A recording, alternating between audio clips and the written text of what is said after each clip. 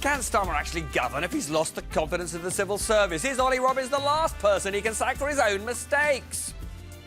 The Tory leader Kemi Badenoch will tell me why Starmer should quit if he misled Parliament when Boris Johnson constantly refused. And I'll ask the ex-First Minister of Scotland, Nicola Sturgeon, if the Mandelson debacle is worse than Partygate.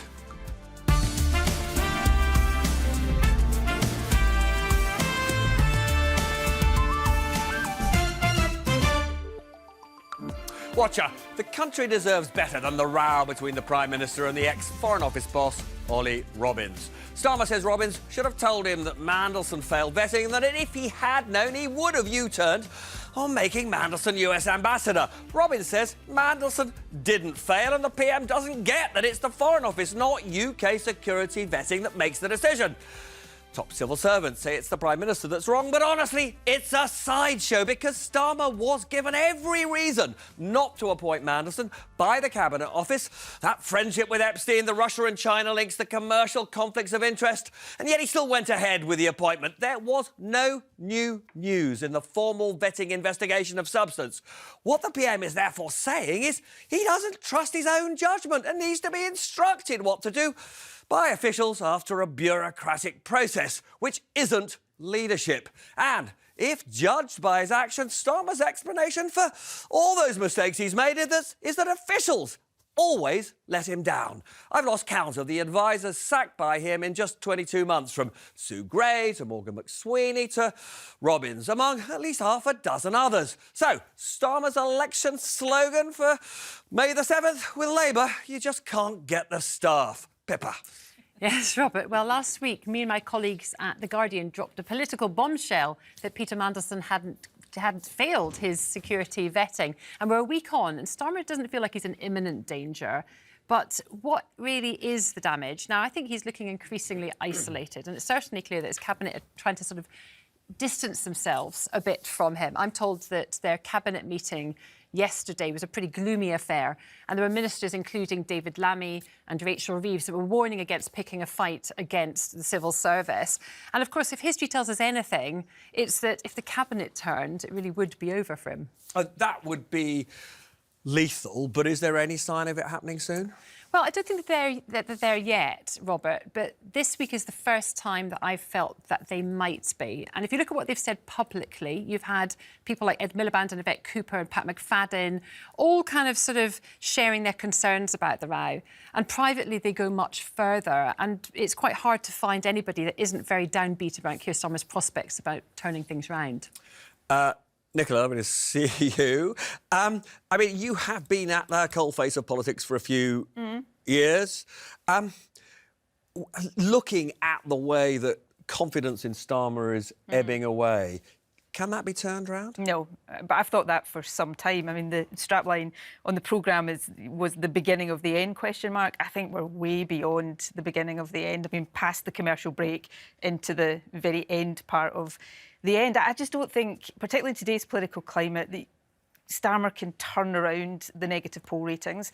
And that was my view even before the events of this week. And I think the parallel with the Tories and Boris Johnson is that they allowed him to continue long after he'd passed that point. And what then happened was that the party started to suffer the electoral rot as a result. And I think Labour are in that position as well. The longer they allow Starmer to limp on with no authority, no credibility, no nothing, no relationship of any note with the public, then the more terminal damage I think they will do to the Labour brand. And I think we'll see the first signs of that on the 7th of May right across the country. So there's lots more I need to explore in that area with you in a minute or two. Delighted to be joined by Robert Jenrick. Can I just ask you, as somebody who presumably worked with Olly Robbins, would you have kept him if he had not passed on the information that the Prime Minister claims he didn't pass on?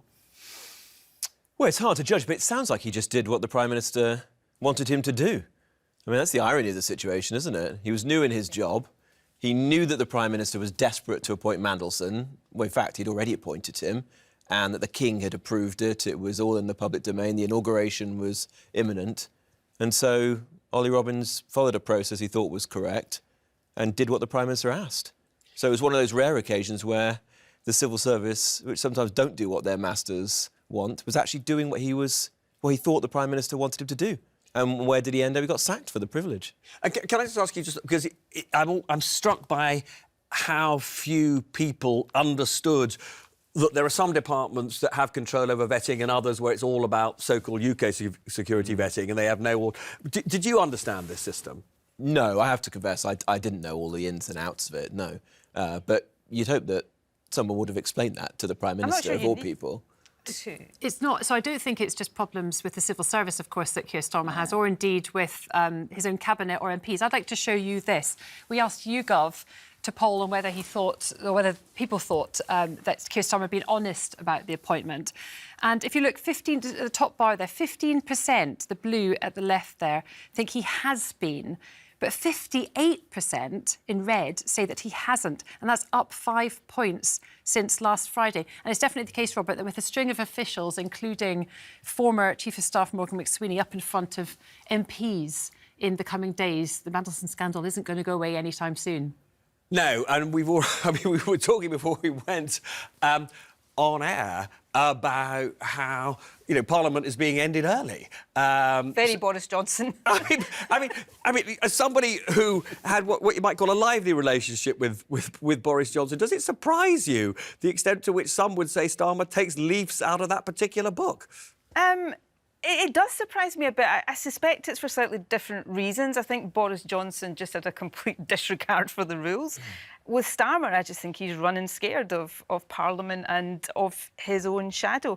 I mean, I genuinely am gobsmacked. And what you said at the outset, I think, is right. No disrespect to Pippa. I think, the Guardian have done excellent work on this. But in a sense, the problem started with Starmer's initial judgment to appoint Mandelson, knowing everything he knew, made the decision before any process at all kicked in, and then everything we've seen since has flowed from that. But the bit I don't, so I get the Ollie Robbins stuff. He, within the rules as he saw them, was doing the bidding of the Prime Minister. What I don't get is that when this all blew up and the scrutiny on the process was intense, it was existential for Starmer. He did not get every relevant civil service in a room and say, before I say everything about this process was above board, is there anything at all that could undermine that? So many people have said this to me, that how is it that a lawyer doesn't ask questions? I mean, I've been the First Minister of a country. Before you go in camera, you say, is there anything here that could blow a hole in the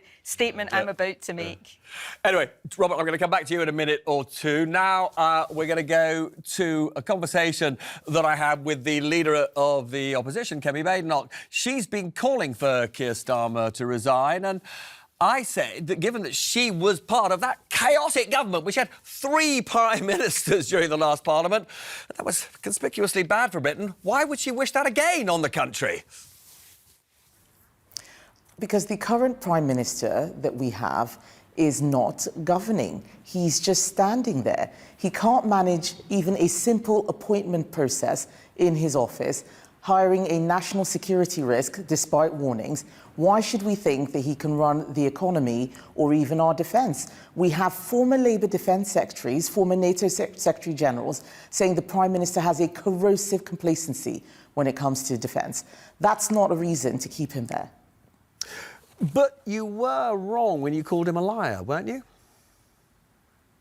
I don't think so. I don't think so. I've pointed to multiple things which the Prime Minister has said that aren't true, and I don't use that word lightly. I gave him the benefit of the doubt last September when I thought this was probably an error, but surely he wouldn't have hired this man without having gone through any kind of vetting or due diligence. And it turns out that he was told that Peter Mandelson had links to a Kremlin-linked defence company, and he still sent him to Washington. This was before any vetting had been done. This is shocking.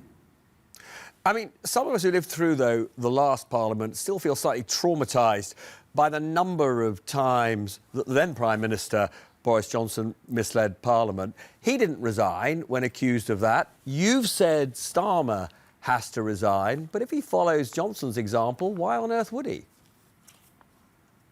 Well, all I'm doing is holding Keir Starmer to the same standards that he held everyone else. I'm merely repeating his own words back to him. Otherwise, what he's saying is that he stood up at the dispatch box and said something that he didn't mean. This is very serious. I don't want to go over the question of whether or not you wanted the UK to join America in the war with Tehran, but you were very positive about Trump's attacks on Iran.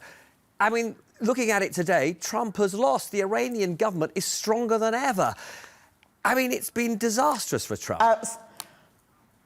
So actually, my position has been very clear. In a war between the US and Iran, we are on the side of the US. We do not sit on the fence. Iran is an enemy of this country. It wants to wipe us out. Some people may disagree with that. That wasn't the question I'm asking. I was asking you, was Trump totally misguided in this war? Well, I am not privy to Trump's strategy. The Australians and the Canadians, left-wing, also led by left-wing governments, were able to express verbal support. I was surprised that given our close defence relationship, our close security relationship, Keir Starmer didn't do that. Now, what I can't see is what Donald Trump's plan is. If I had been Prime Minister, I would have been saying, yes, the Iranians are a problem. What's the plan? We're not just going to go in willy-nilly without having a plan. Do you understand why so many British people are uneasy about America, Trump, being our closest ally, when his war has done us so much harm?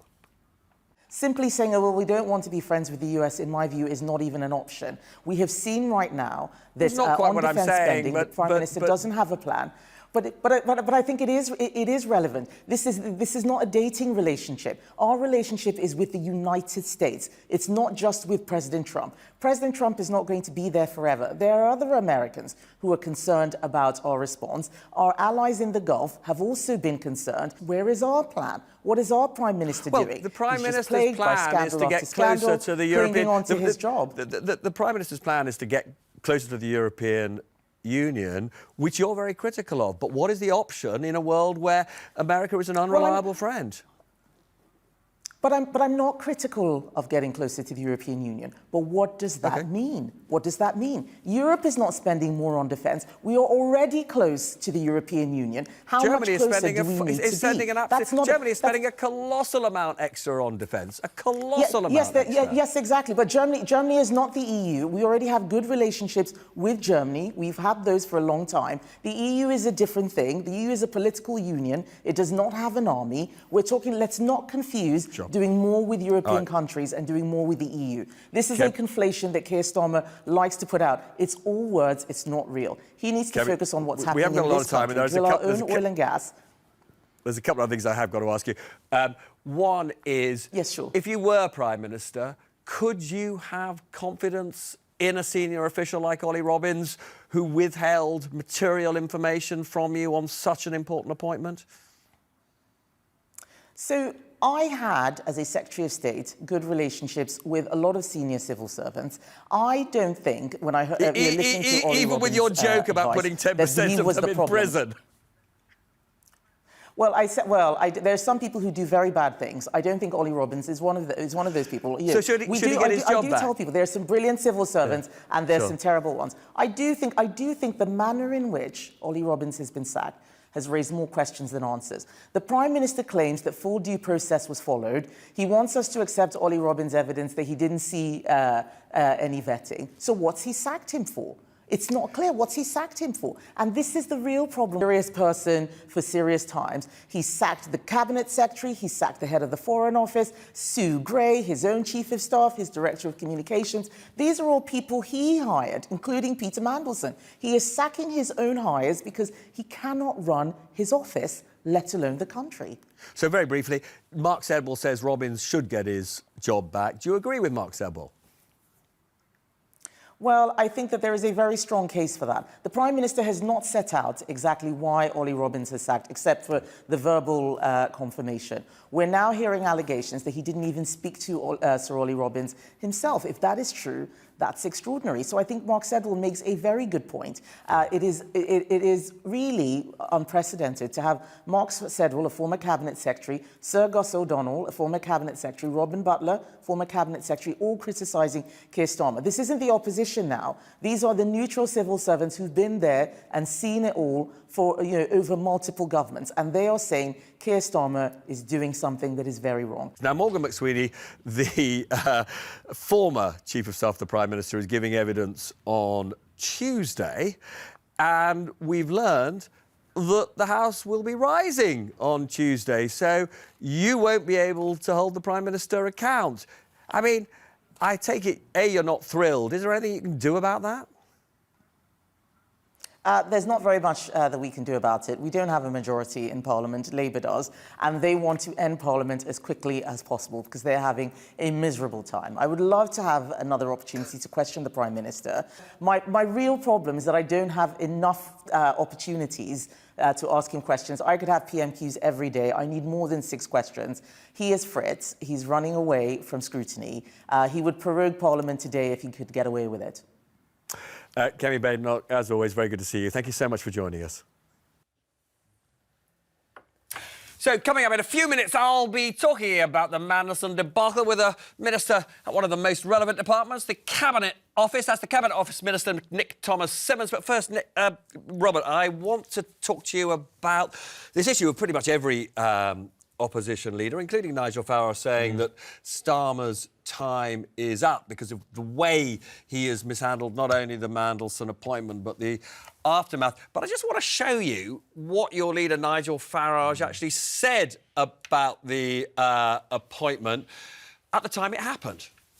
And what he said was, I might disagree with Mandelson on his politics, but he's a very intelligent man. It wasn't exactly, the sharpest criticism of the appointment. Why didn't Nigel Farage at the time point out that it was going to be a disaster?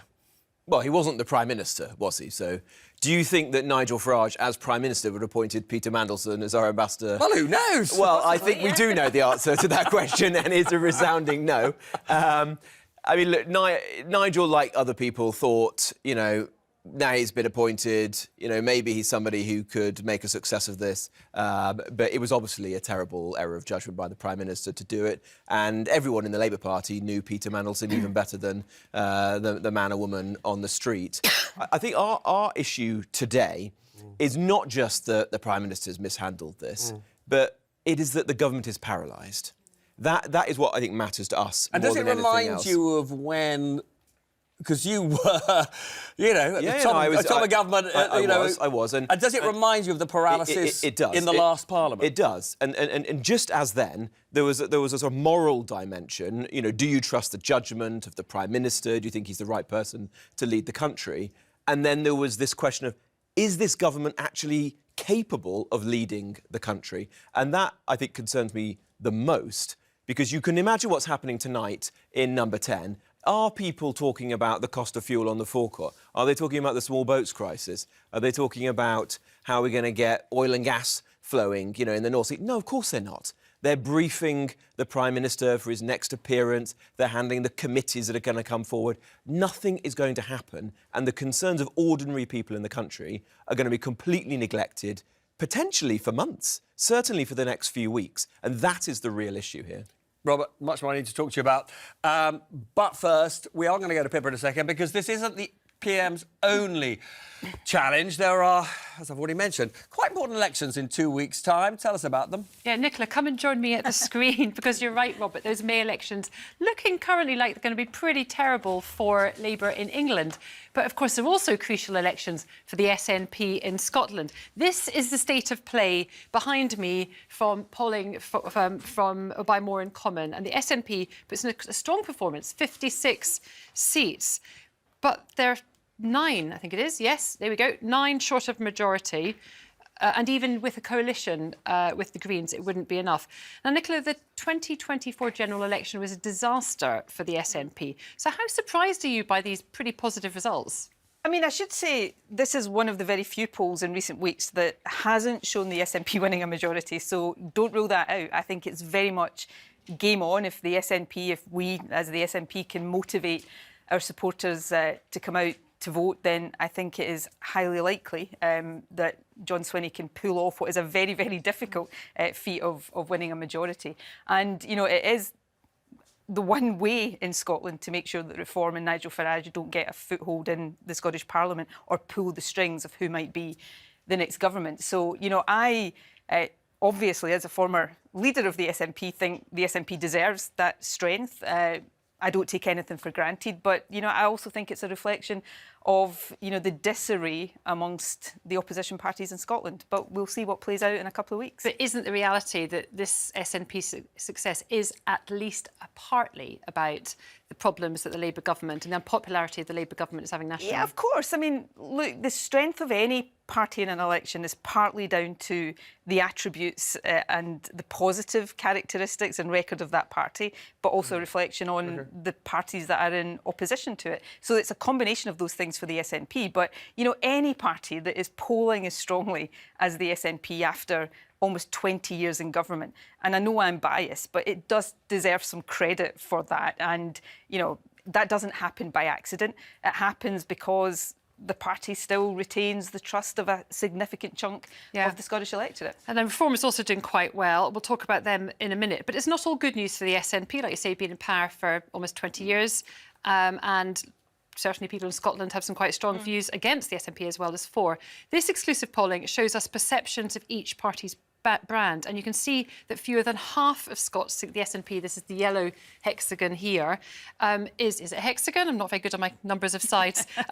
Is honest, competent, or can deal with Scotland's economic problems. But they are positive on questions of Scottish pride and standing up for Scotland. Now, you've always claimed that the SNP isn't just a party of about identity, but that's what people think, isn't it?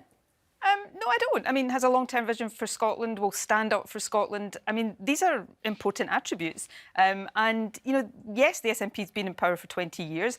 You know, with any longevity in office like that, there'll have been many, many things the party's proud of and people think are positive. And there'll be, you know, mistakes and things that haven't gone well that people will have a less positive view of. But you can't get away from the fact that, you know, 20 years on, I don't think you'll find anybody in Scotland that would bet against the SNP continuing to be in government. And I think that's got, as I say, the party's got to get some considerable credit for that. And, you know, there's a wider point about the UK here, that it is likely after May the 7th that Wales, Scotland and, as is the case right now, Northern Ireland will be led by nationalist governments and nationalist first ministers, and that poses massive questions for the future. A big constitutional question. But look at this: Reform is the party that most people see as representing change. SNP is obviously in power in Scotland. Labour is in power in London. Can you understand why?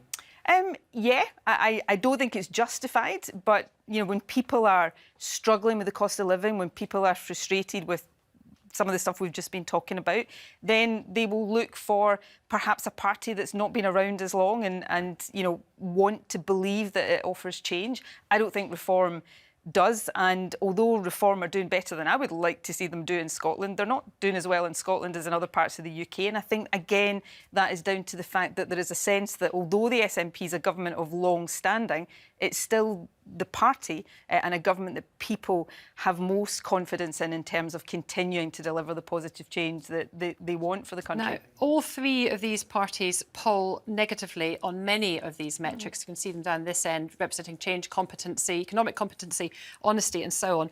Is this just the new norm in politics, this sort of negativity? Look, maybe it is. I feel as if I've slipped back into being SNP leader here and defended. I don't. But you know, I think that apart from this one here, which I don't have my specs on, but the only party, you know, above the line there is but yellow. There's a lot. There's a lot this end which is negative. But yeah, I think we people do. People are voting against. I think we do live, and that concerns me. I think it's incumbent on all parties, including the SNP, not just to encourage people to choose the least worst option, but to encourage people to vote positively. And there's 2 weeks left of this campaign, and I hope to see certainly the SNP do that, to really make the positive case, which you know they are doing. But all parties to stop. You know, the biggest issue. And I don't particularly like this, that has brought the Scottish campaign alive, is whether Labour and Reform are going to do some kind of grubby deal if they can do. They both denied. Sure, but that, it should be more than that. It should be about who is offering the positive vision for the future. Nicola, if I could just, first of all, invite you back, but also, I mean, frankly, I was absolutely staggered by the fact that fewer than half of voters in Scotland think that any of the parties are honest and competent. I mean, that was shocking from the previous chart. But the thing I want to ask you, just because it slightly bucks the sort of English trend, the Greens are flat in Scotland, but of course soaring in England. Why do you think the Greens aren't appealing in Scotland? I can't remember what their polling was in the last slide. I mean, you know, but the Greens are doing relatively well in Scotland. Well, they don't seem not according to this poll, weirdly. So I think the answer to that in 3 words is SNP. You know, I think the SNP offers the alternative on the progressive in the way left that of politics to Labour that the Greens do in England. Can I ask you, Robert, we were struck, or I was struck, Malcolm Offord was the leader of the Reform in Scotland, was asked whether he would rule out Reform ever backing a referendum on independence, and he didn't back out, but he didn't rule out Reform backing a referendum. I mean, well, no, Robert. He said 2 things. He said, firstly, the clue is in the name, is Reform UK. So Reform is a unionist party. I wasn't asking you a question about whether or not he would, you know, effectively vote to stay in the UK. I'm asking you a question about whether Reform would throw its weight behind a poll happening, a referendum happening. Well, the second thing that Malcolm said was that there seems to be no demand from people in Scotland. I'm sure there are some people, obviously. But, is there no demand, Nicola? The SNP looks as if it's on track to win yet another election. Most people in Scotland just want Scotland to be a success. And they want to focus on the economy and public services. And what Reform is offering, which is different to, say, the Conservatives, which has generally been a one-issue party in Scotland, focusing purely on unionism, nothing wrong with that in and of itself, is that we also actually want to get the economy of Scotland going. What's been the biggest drag on the Scottish economy, the UK economy over the past few years? Brexit, which was imposed on Scotland against our will. We got taken out of the European Union because we're not independent. You know, what's been the second biggest drag? Austerity, again, imposed on Scotland against our will. Scotland is the highest taxed part of the United Kingdom. The majority of taxpayers in Scotland, in Scotland pay less tax. Now, slightly annoyingly, I also have a role in this programme, so I'm going to go to Pippa. I didn't agree to those terms. I think you should just leave it to the two of us, Robert, and everyone, thank you. Regicide appears to come naturally to the Tories, but not to Labour. You can see that in this chart. It shows how long different Prime Ministers lasted in office and how they ended up out of a job. Now, Harold Wilson and Tony Blair are the only post-war Labour PMs to resign. The rest lost elections. But when it comes to the Tories, Thatcher was driven out, Cameron left after the referendum. And in recent years, May, Johnson and Truss were all forced out by their party. Pushing out Starmer would be tough under Labour's rules, even if they knew who might take over, and wouldn't necessarily be true to the party's character. But might that change? Now, one minister told me that Starmer's departure is already baked in by MPs. It's just a matter of how much pain they can put up with before they act. But it's also unclear who will take over. Angela Rayner, Andy Burnham, Wes Streeting are all favourites, but each has their own hurdles. Burnham has been pictured visiting Rayner. Their allies deny to me that they were plotting, but they do admit that they discussed the leadership and the state of the Labour Party. I mean, you would, wouldn't you, Robert? I mean, do you think they're actually talking about anything else at the moment? Now, this was something that I thought about bringing up with the Cabinet Minister, Nick Thomas-Symonds, but in fact, we concentrated mainly on the furore over the vetting of Peter Mandelson. Now, I pointed out that a string of former senior civil servants, including the former Cabinet Secretary Mark Semble, had called for Starmer to reinstate Olly Robbins. And I asked him, would the Prime Minister take their advice? No, I don't think that's possible. Let me just explain why that is, because Ollie Robbins unquestionably had decades of really distinguished public service, highly professional, person of integrity. But there was an issue with a judgment that was made. That point about the vetting, the developed vetting process, what they found, the recommendation they made, was never communicated to me and was not communicated to ministers across government, either at the time, back in January of 2025, nor on a number of subsequent OK, but I just need to ask you about that. Ollie Robbins says that the system is that it's the Foreign Office who approves. They take advice from UK security vetting, and that he had no idea about this traffic light system that you keep going on about. So how could he tell you about the traffic light system, given he just followed what he thought was actually years and years of custom and practice? Well, because my officials in the Cabinet Office have indeed brought this to light. But that was subsequently... have gone through a process and have then taken a decision to tell the Prime Minister, and it has become available to ministers. So that process was perfectly what is the Prime possible. Minister's criticism of Olly Robbins? That he didn't ask his own officials the right questions? Is that the criticism?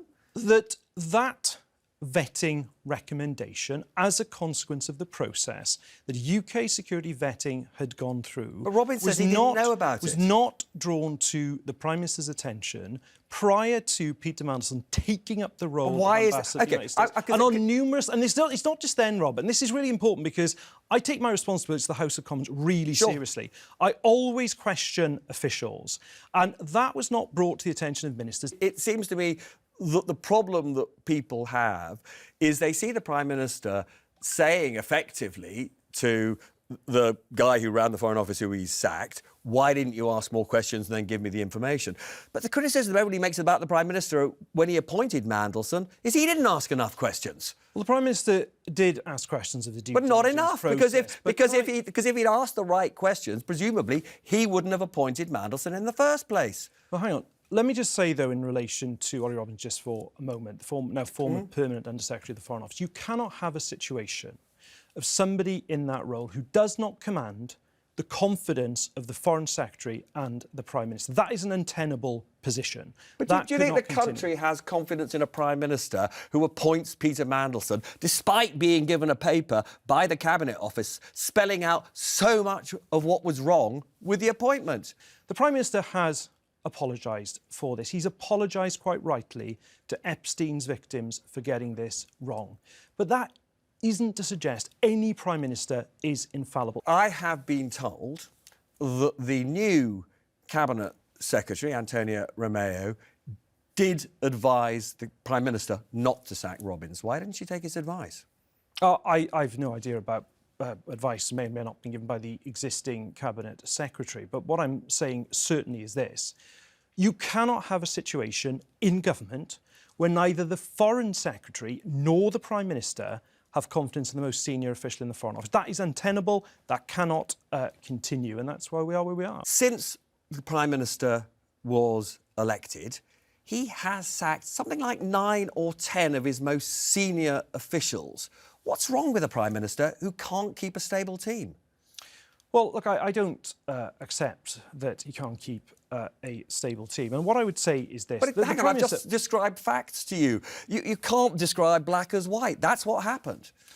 Well, look, in modern politics, we do, I'm afraid... Come on, this is unprecedented. But let me just say this, because you talk about things being unprecedented. The Prime Minister is extraordinarily resilient. He's one of the most resilient people I've ever met. But the Labour Party is resilient as well, Robert.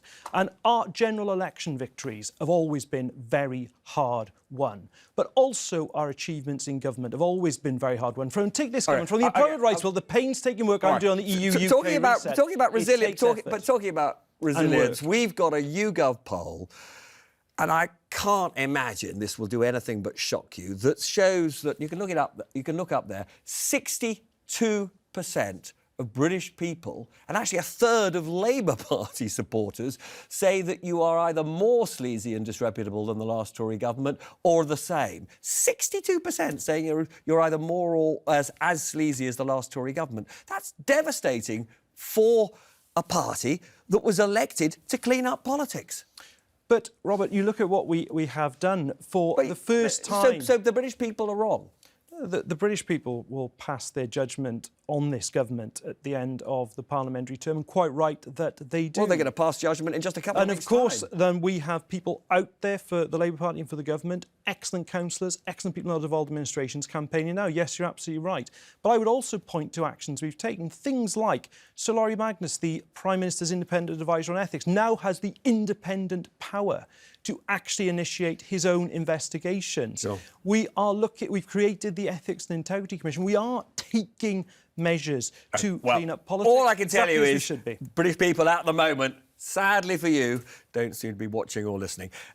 Nick, Lovely to see you as always. Thank you so much for Pleasure. coming Thank you. in. And I know you're occasionally out there, not in a sense cleaning up the Prime Minister's mess, but you have all my sympathy because he does ask you to do it quite a lot. I come on your show with the achievements of the government as well, not least on UK-EU, Robert.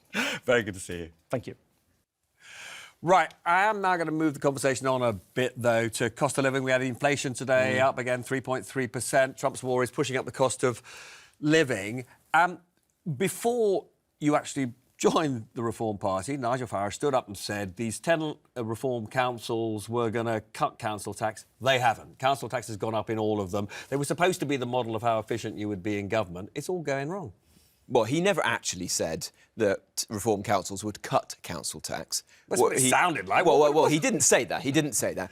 What did he say? He said that we would keep council tax as low as possible, and that's exactly. And it turns out that's not very low because it's gone up about 4%. No. Well, you're right. However, statistically, you'll have lower council tax if you're in a reform-led area than you will if you're in a Labour or a Conservative area. It's going up more than inflation. It's not easy, is it? Because you've got these statutory services like children's and adult social care that are all required by central government. But isn't easy, that's the point.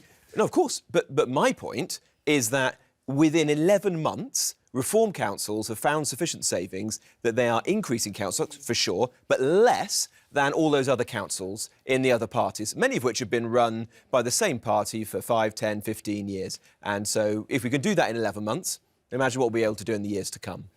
Well, you've also had more turnover of councillors than poor old Keir Starmer has of senior officials. I'm not so sure about that. I don't know about that. I mean, this is Trump 1 in terms of officials being fired. But if you look at the progress the reform has made in such a short period of time, it's actually incredible. And I am confident that you'll see after May the 7th that the Reform is basically the only national party doing well in Scotland, in Wales, in England, the big Labour cities and towns, and in the Shire counties like Essex and Norfolk and Suffolk. And that is a tremendous achievement in a short period. I'm going to come on in a minute to the potential advantages of more oil and gas being extracted from the North Sea in terms of jobs and taxes.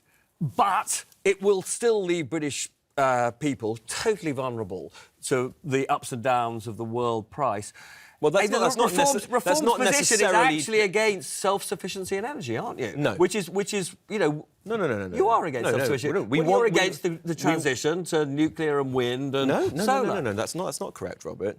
We want to make use of every last drop of our own natural resources. So that means drilling in the North Sea, unlike the SNP and Ed Miliband you accept for Labour. that doesn't protect us from swinging prices? Well, it can. It can.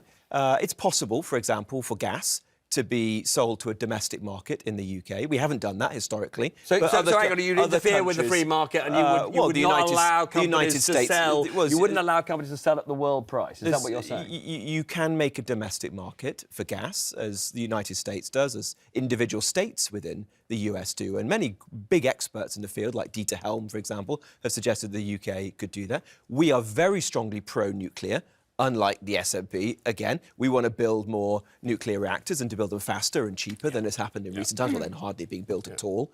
We're not anti-renewables, per se. We just don't want to have a gravy train where subsidies are enriching people, most of whom are actually international investors, to go and cover the countryside in solar farms or do onshore wind. But we want an energy mix, and we want to bring down people's bills. Now, I've got to bring Nicola in because unreliable energy. Because I've actually got to put the North Sea point to you. Many Scottish people would like to see Rosebank and Jackdaw, the gas and oil fields, exploited. What do you think? Look, I'm not in the hot seat taking these decisions anymore, so I'll start with that. I think there's a lot of wishful thinking in this debate. If we, extracted every last drop from the North Sea, it's not going to give us security of supply. It's about 2% of UK demand, probably less than that, over the next decade. As you rightly say, it doesn't bring down energy prices because 80% of the oil is already exported. Gas is traded on the open market at Nicola, you're a straight prices. talker, but you haven't answered my question about Jackdaw and Rosebank. The damage it does to the climate is known. I think the advantages in terms of price and security of supply are wishful thinking. But here's the point. But tax and jobs. Well, no, here's the point I think is really important, and it's an opportunity cost point because, capital money, skilled labour are not infinite. Every pound and every skilled worker that is developing new oil and gas is not available to develop renewables. And the people who will lose out if we don't accelerate... I think you're saying you're still against Rosebank and Jack Well, I think the case has not been made. That's my view. OK, because now I've got to ask Pippa about front pages. Yeah, well, we've got, I think, just the eye in is about to come up on our screen, which is telling us that Streeting Allies now open to an Angela Rayner pact. Is that the most shocking story you've ever seen? There we go. Oh, no, that's not the right one there. New studio, new screeny, something's not gone quite right. I'll let But anyway, that I mean, anyway, that was inevitable, wasn't it? Streeting and Rayner doing a deal, wasn't it? Yeah, I think, well, from Streeting's point of view, he's not going to win a Labour leadership contest because the party is too far of the left of him. So I think any contest would be him wanting to join Rayner's rather than the other way around. And this is definitely the case. And what would be his condition? Rayner, what would he want? Well, I think it probably would be a job, a big Which one? job. Oh, my goodness. What's the second biggest job in government? Chancellor. Angela Rayner, however, I think knows that she needs somebody. She can't just go on her own. She's quite Marmite. She is worried about... She'll be worried about unsettling the markets, and she recognises... I've got one more question to ask you very quickly because we're almost out of time. Is there any way Burnham can get back in before the leadership contest? It depends where the leadership contest No, is. You haven't answered my question. If Keir Starmer stands down, then I think that there'd be agreement for him to come back. But if Starmer was wanting to fight that contest, I think there's not a chance he'd want Andy Burnham back in Parliament. Fascinating. Thank you so much to all of you. Fascinating. Great show. That's it. Now, today is our first relaunch in 8 years. Starmer's had about 8 relaunches in just the past 1 year. Who do you think is going to survive longer? Goodbye.